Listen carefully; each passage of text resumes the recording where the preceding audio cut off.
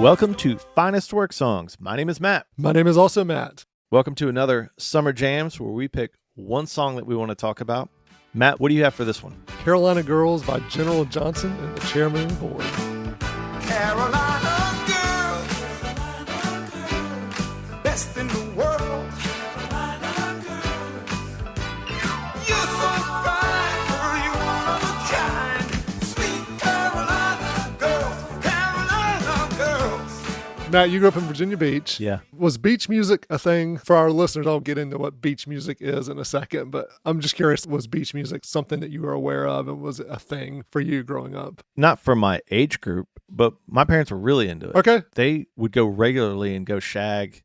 Yeah, they And, would. well, this is for our UK listeners. I figured we'd have to have this caveat, this disclaimer at some point. Uncover your children's ears. Yeah, it's just not a bad thing. It's not an inappropriate thing.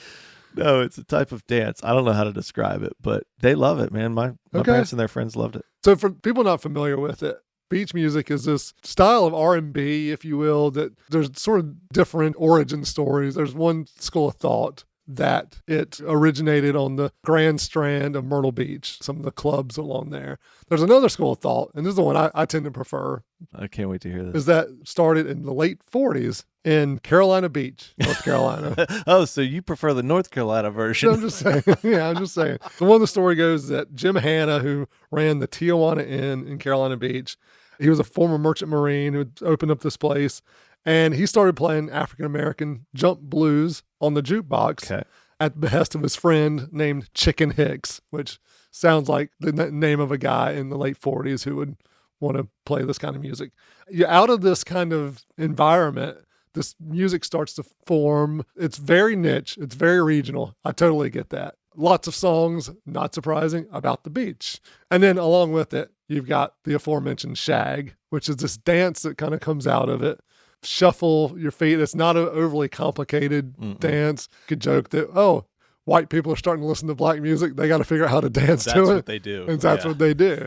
It turns into this thing where I've known people, again, mostly our parents' age, who were competitive shaggers. And again, to our UK listeners, it's not what you think it is.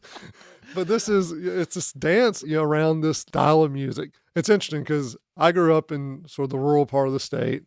My wife grew up in North Raleigh. For her, beach music was not a thing. Whereas for me, I knew friends of my parents who went to shag competitions on the weekends. And, we'd go to the beach with friends and we would listen to beach music. Yeah, you were fair to ask growing up in Virginia Beach if I was aware of it because it is so regional. Yeah. Virginia Beach is noted as the northernmost part where you could find it. Right. I do think it depends some on the age of parents because also my parents came of age really in the 50s with doo-wop and that sort of style of music anyway, which it very much is connected to that time period and that type of music. And so correct me if I'm wrong, Matt, but this is sort of the poster child song of beach music.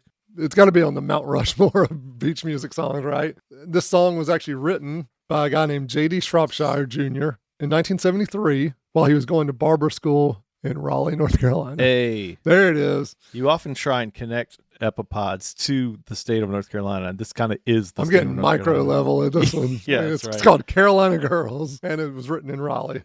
Sadly, neither he nor any of his family members got any royalties or anything from the song, apparently. Jeez. The thing with a lot of these beach music songs, you have a ton of different bands through the years, and they all kind of cover one another. So there's versions of songs that are popular, but the quintessential version, the classic version of the song, is by General Norman Johnson. That's his given name, and the chairman of the board. General? It's his first name. His parents had some high hopes. Yeah, and he surpassed them by leading the beach music band. And the chairman of the board were not just known for beach music. Right. They were huge in the 70s with this. Give me just a little more time, and I'll surely grow. Give me just a little more time, and I'll surely grow.